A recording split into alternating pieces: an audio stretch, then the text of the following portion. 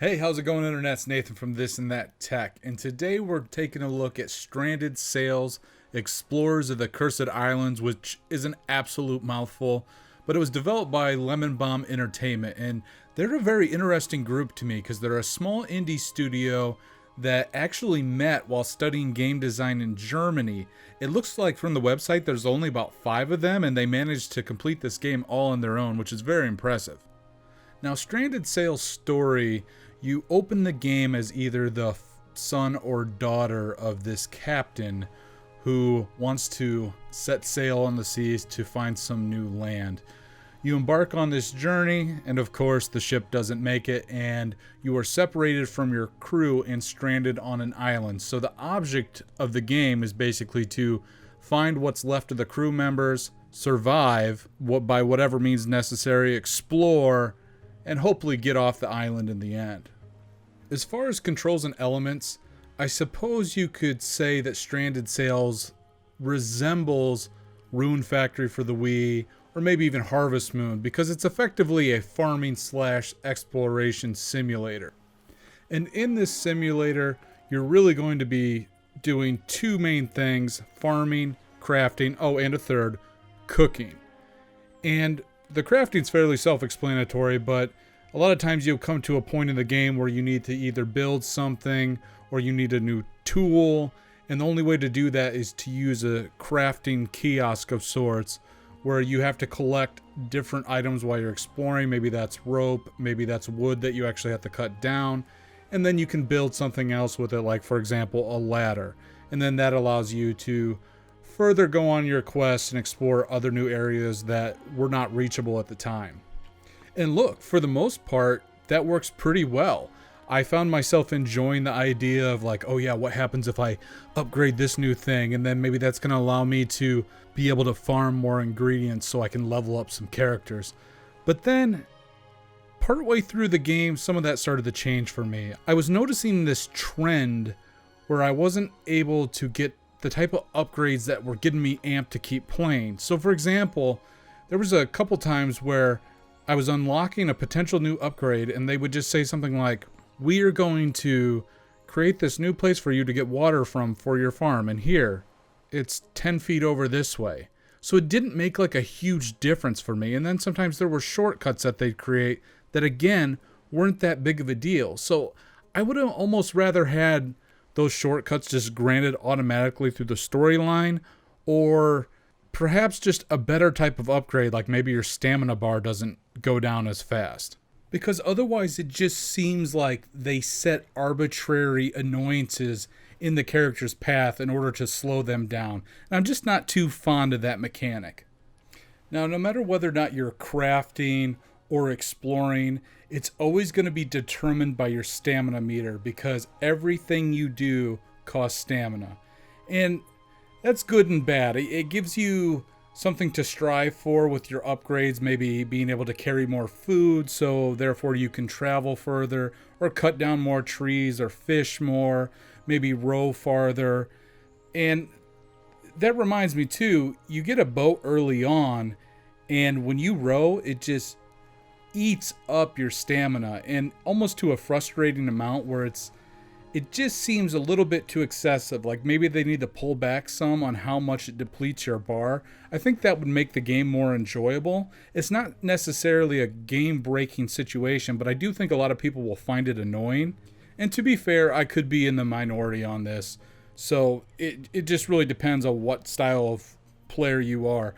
I don't mind micromanaging to a degree, but sometimes when I feel like arbitrary things get set in my path, then maybe the game doesn't respect my time as much. Now, the other element we got to talk about is the fighting, because eventually you're going to get to a point where you're going to unlock a sword and you're thinking, man, I haven't really seen any enemies in this game yet. What is this going to play like? And I gotta say, the fighting's just not very good. It works, it's fine, it's just not great, because literally any enemy you come across, you can go around them in a circle over and over again and basically just not get hit. And if you're not used to that type of fighting style in general, like maybe it would be a challenge for you, but I have to assume that most people won't find that challenging at all. So it's there as something to entice you.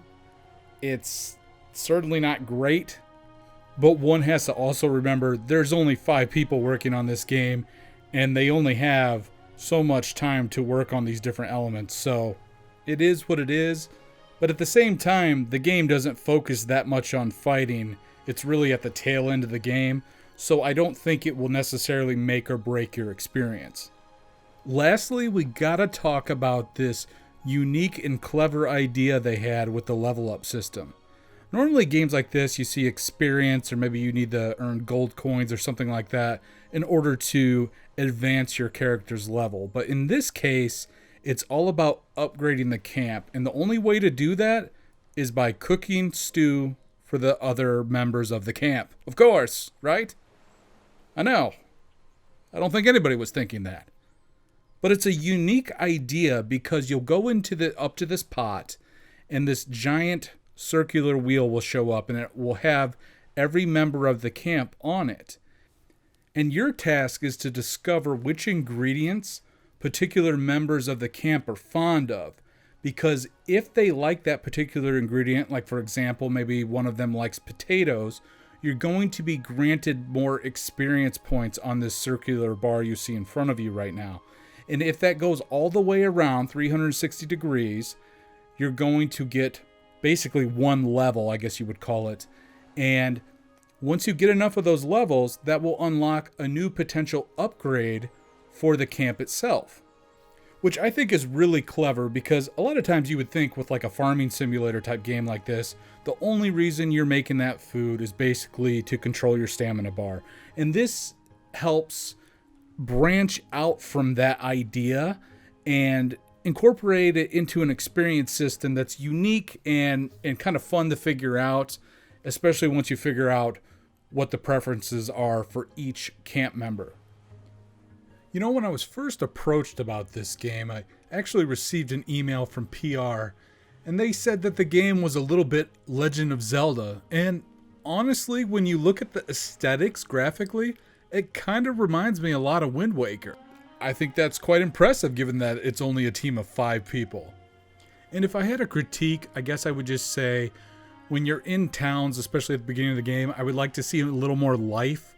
You see some crabs and tortoises and different things along the seashore that help envelop you into the world, but I would have liked to see just a bit more, and even some more enemy types would have been nice, because there's really only, I think, 3 or 4 variants, and just to help make the world that much more realistic to the player. And I gotta give credit to whoever did the sound design, because the game does have nice punctual hard beats when something ominous happens or when you find an item, etc. It just is very satisfying, so props to them for that. Now the pacing is a tough one for me, because it's really, for me personally, the most important aspect of any game, because if a game doesn't respect your time, I don't know, I get upset. I don't know if you do, but I sure do. And Stranded Sails still has a lot going for it in this regards. There was plenty of moments where the pacing was keeping me into it, the idea of what I could craft next, what would be the next upgrades for my camp. That was very intriguing. But then when you look at things like the stamina bar depletion being a little excessive, especially when you're rowing, you have upgrades that aren't always that meaningful. And then sometimes you're also, back to the rowing again, you have to row to islands on multiple occasions for what seemingly seems like no good reason. Really, they're just taking you back and forth from point A to point B. So I would almost rather they have a quick travel for something like that. I know that defeats the purpose of the stamina bar system a little bit, but there's just moments where I don't want to sit there and row for 3 or 4 minutes just to get back to the same point I was just at a half hour ago. And while I'm thinking about it, even sometimes the farming's a bit slow. You're going to notice that here when you see my character digging. It's just a little bit too plodding. If they could just speed that up a bit, I think the game would be much more enjoyable. And, you know, the map size, pacing-wise, it's actually quite generous. There's a lot to explore here, but again, it goes back to that rowing. You end up in that boat a lot, and it takes a while to get to each island. So, you know, it's a catch-22 a little bit for me, because there's moments where I feel like my time is respected, and then moments where I feel like they're just adding filler to the game to extend it out a bit longer. But this game should take you about maybe 10 to 15 hours to complete, give or take. And I think that's reasonable for the type of game it is. You just one and done, you play through it once, and that'll probably be it for most people. There's really not much else to do in the end game other than upgrade your camp some more, but I don't really see what the purpose of it would be. I will say too, while I'm thinking about that, there was one bug I ran across for the sword upgrade where that crew cooking stew system that I had said that upgrades were available from Brenda, who Brenda is the blacksmith of the camp site itself. And for whatever reason, I would go up and talk to her and it would just never trigger. And then once I got really close to the end game, it finally did. And it seemingly was out of nowhere. So I've seen announcements since the game went live for reviewers, and it looks like they're working on little mini updates. So maybe you won't run into that at all, but I'll just note it right there. So what's the conclusion here? I think Stranded Sails is a decent game, not great, but for $20, which is what they're apparently asking for it right now, and I think it's 15% off right now on the PC store for sure for this first week. I think that's reasonable for what the game is. It's certainly an impressive achievement for a team as small as they are. And sure, I had some criticisms about the pacing, but overall I think it's a nice complete package. Could maybe use some updates. I hope they actually do in terms of the speed and the stamina bar. That'd be really helpful. But it's not too shabby, so might be worth a look if you're into this type of simulation, farming, exploring type of game. But hey, that's all I got for you today. Please leave a like or comment down below and let me know what you think about the game. I'm curious whether or not you have played it. Are you interested in it? Are you not?